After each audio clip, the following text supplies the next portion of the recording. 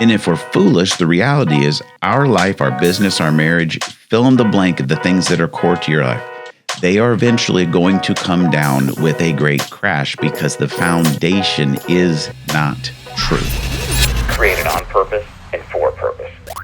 Hey everybody, welcome back to the Daron Early Wine podcast. Daron Early Wine, your host, and I am excited to launch into the next training or development module of the Rogue Collective, the new speaking, coaching, consulting company that we've started.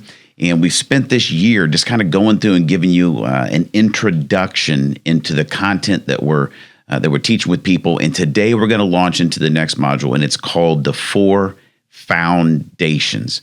And I'm excited to get into this work. And I tell you what, I'm even more excited about is some of the feedback and life change that I'm seeing from our current clients. And there's a cool story I just heard last week where one of the guys has gone through he's gone through the 4 core questions. He's gone through the 4 noble quests. And in that whole process, he started to understand himself, understand who God had created him to be. And in that process, he began to realize that about 20 years ago, there were some real gifts and abilities, talents that God had given him that he used, that he was a big part of his life. And then some pain came into his life, like it does for all of us, right?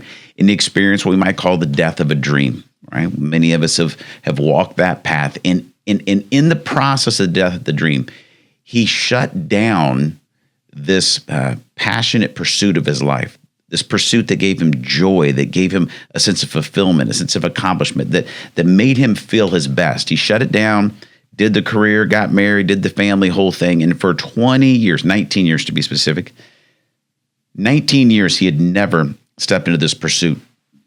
And as he went through the development and coaching situation, he's like, you know what? I'm going to choose to be a rogue bee, right? The majority of people, they experience the death of a dream and they kind of shrink back from the front lines of creating their life. He's like, I'm going to be a rogue and I'm going to step back out. I'm going to conquer the fear and I'm going to go after chasing joy.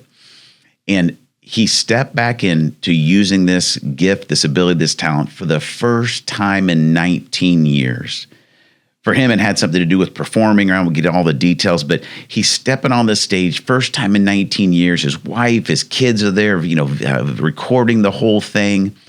And I wish you could have been there to see the look, the joy, like even the peace, I would say, just in his face and in his disposition of him telling me the story of like, man, I went through this and it gave me the courage to step into this. And what I can't wait for him, because I've seen this with many people, I can't wait to see where he's at in 6 months, where he's at in 12 months. Because here's what's going to happen for him, okay, is the pursuit of joy is going to begin to bring healing and unlock things that he thought were gone, things that have been buried, things that have maybe even been dead. There's going to be a resurrection of purpose that starts to pervade every area of his life. And that's why I'm so stoked about this content, because not something I read in a book or I went to a conference and I was like, this should be good stuff for the podcast. These are things that I've lived in my own life. These are things that I've seen people walk through in their own life, and they're what I want to see you experience. I could just spend a whole episode telling you stories of what I'm seeing with people's lives being changed. It's so stinking cool. And here's what it is. It's people realizing step by step what we say every single episode on the podcast, right? That God's for you. He's not against you. That God is near you. He's not far away, and he's created you on purpose and for purpose. And when you begin to step into the noble quest of becoming who God created you to be, when you begin to have answers to the 4 core questions in life, things begin to change. You begin to live life and live it to the full. Is it perfect? No. It's still life. It's still full of tons of challenges, ups and downs, setbacks, wins, losses. But you begin to step more fully day by day into becoming who you were born to be, to living life to the full, right? And when you start and you dedicate yourself to those quests and you have answers to the 4 core questions, now you're ready for the next step, which is called the 4 foundations, okay? The 4 foundations of life. And foundations are huge. Foundations are huge, okay? a couple cool quotes about this, right? Is Ralph Waldo Emerson says like this: "Is a house is built with walls and beams. A home is built with love and dreams." I just realized that rhymed. I love the quote, but then I said it the way I said it. I was like, oh, freaking rhymes. Awesome. A house is built with walls and beams. A home is built with love and dreams. The reality of our life is we may live in a house, but right, we're searching for a home. And a home is something where love and dreams are being birthed, they're being nurtured, they're flourishing. And as we're building a foundation of our life, we have to ask ourselves, am I building a home for people? Am I building a home for myself? Am I building on the true foundations that will last, that are like a rock, right? And when I think about this, there may be no greater illustration than the wonderful family game Jenga. Have you played Jenga before? You probably have. I just happen to have a Jenga set up just behind me here in the studio. Hopefully the camera focuses in and you can see the Jenga. If you're watching on YouTube, this will be a great play-along illustration. If you're listening to the podcast, just imagine a regular Jenga set up in my office. The cool thing about Jenga is this. If you've played the game before, right? You look through the tower of Jenga blocks, and you work to find ones that are a little bit loose that can be moved, right? And you kind of tap them out and remove them. Let me see if I can play a little Jenga here, okay? So hopefully the mic still works. So I'm going to find one that, okay, this one's easy, okay? Oops, I just about screwed the whole game up. Let me fix this. Okay? And as you take the pieces out, right, you're finding places. There's one that'll work. You're taking out pieces and you're adding them to the top. And so what you're doing is you're building the tower piece by piece. And the goal is to see how high you can build the tower. Now, here's the difficult part, or the tricky part about Jenga, is every piece you remove from the original column destabilizes the foundation of the tower. So as you're building, you're deconstructing the foundation, okay? And if you've seen Jenga played, you know how it works, right? Eventually, you keep going, and you eventually remove, and that's going to be an easy one, right? I'm still building here. And it's so fun to build. We love to build, okay? And my favorite version of Jenga is the giant Jenga that you play outside, right? Where it's like 3 feet tall and you're building with these big blocks. The great part about that game is that as you're building it, right, it's even higher because it's a bigger thing. But the cool part is when you eventually remove the wrong piece and you destabilize the foundation enough, okay, is it comes down with a great crash. It comes down with a great crash because you destabilized the foundation in the process of building. And when you're outside and you got the giant Jenga, it makes a huge noise, it crashes down, and everybody like goes, ah, right? And then they point at the person that knocked it over, they lose. Great backyard game, great game around the table with a family. Here's where it's not that great of a game, is when it's not a game, when it's our life. Our life is so similar to this game, is we so often forget one of our transcendent threads that we've already talked about in the podcast series, right? Which is that we were created to bless, not to build. And when we begin to deceive and begin to forget some of the transcendent threads that put us together, we begin to think our life is about building. Right? I'm building my career. I'm building my reputation. I'm building my following. And it could be even, positive things. I'm building a family. Like, these things aren't bad. Building a family, building a career, building a business, no problem with that. Maybe even building a ministry. What happens is when the focus comes off of maintaining the foundation and we become enamored and we become solely focused on building. And what happens in that process is eventually everything comes down with a great crash. You may have experienced that in your own life. It doesn't take you long to think about people in your sphere of influence that have seen their family or a marriage come down with a great crash. They've seen a business come down with a great crash. That have seen some kind of dream they pursued come down with a great crash.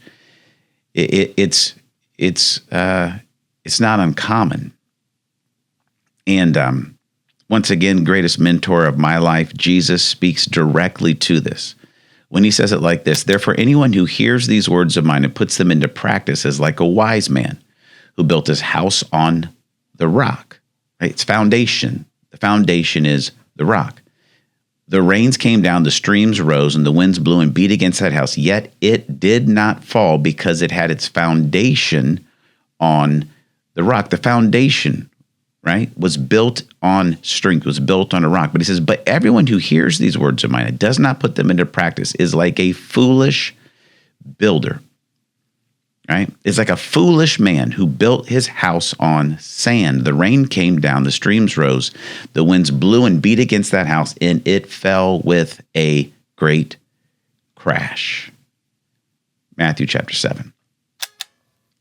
It fell with a great crash.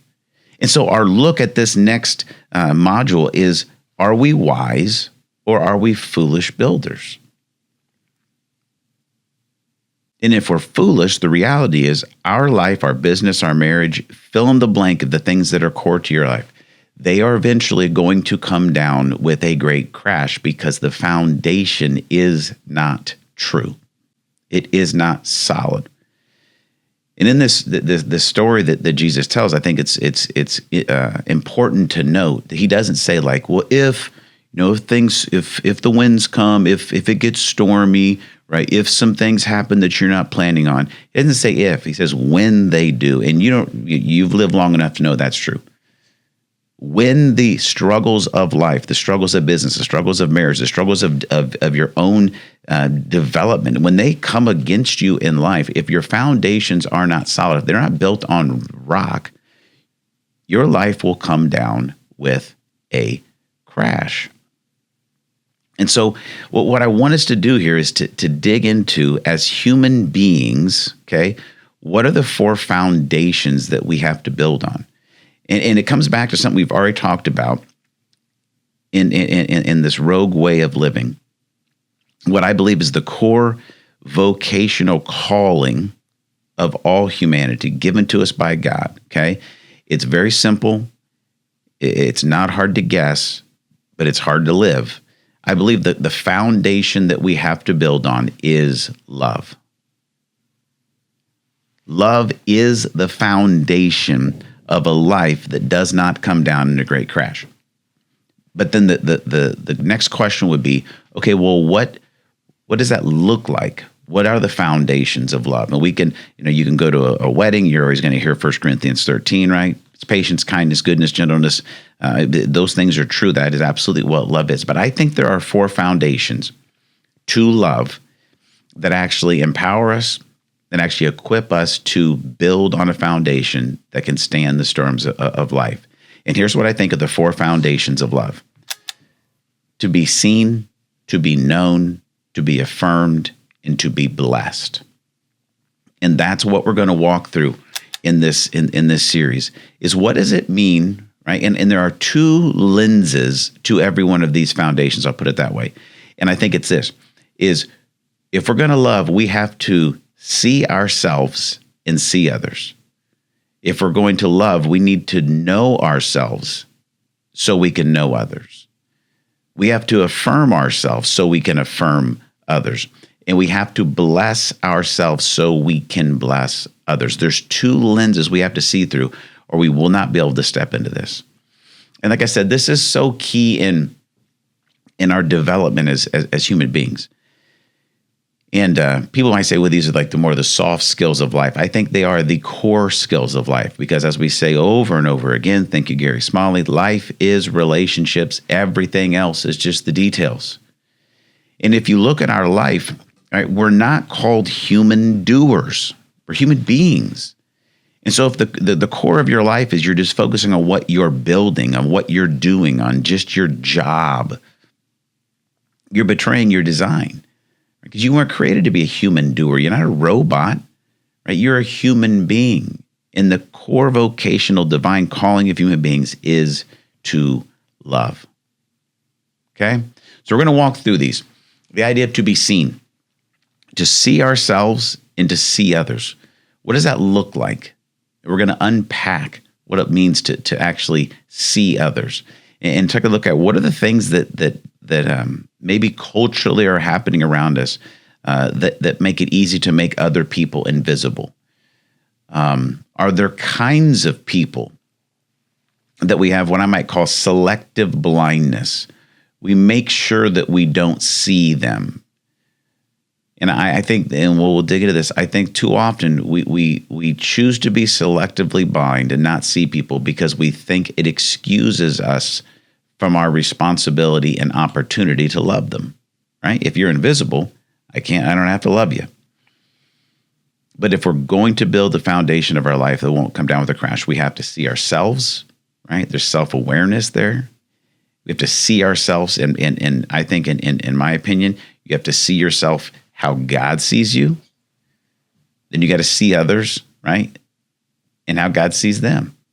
The next thought is this. The next truth is this. I think the other foundation is we have to know ourselves and know others, right? The next core foundation of love is to be known. You got to be seen and you have to be known. And by this, I don't mean, that you know people's names, maybe you know their birthdays. Those are great starts. It's really tough to build a great foundation of love if you don't know people's names and maybe at least their birthday.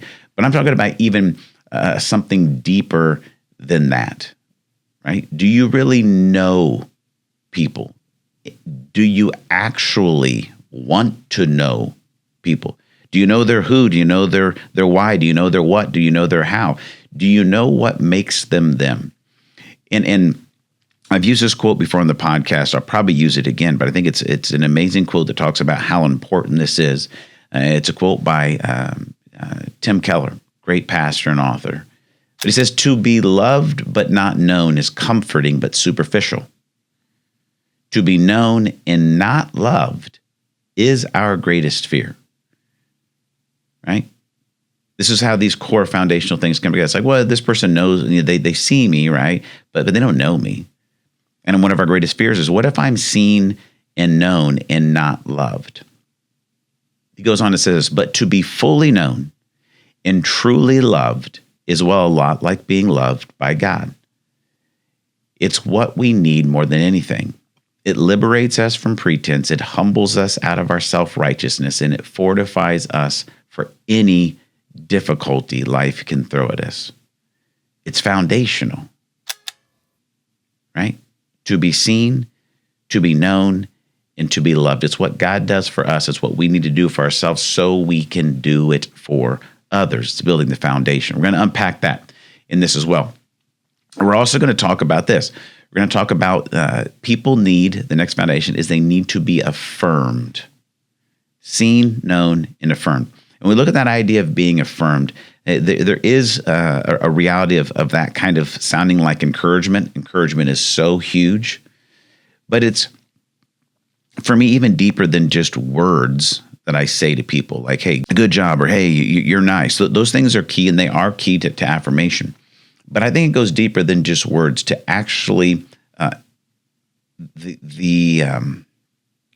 all of the core tenets of life, right? That I affirm people not just for what they do, but I affirm them for who they are, right? Their essence. I affirm who they are. I affirm their value, their worth. And I affirm them with my time. I affirm them with my attention. I affirm them with my affection, right? My life is not about judging or trying to cancel people out, but I live my life, right? That I'm an encouragement, that I'm an affirmation to people and who God created them to be.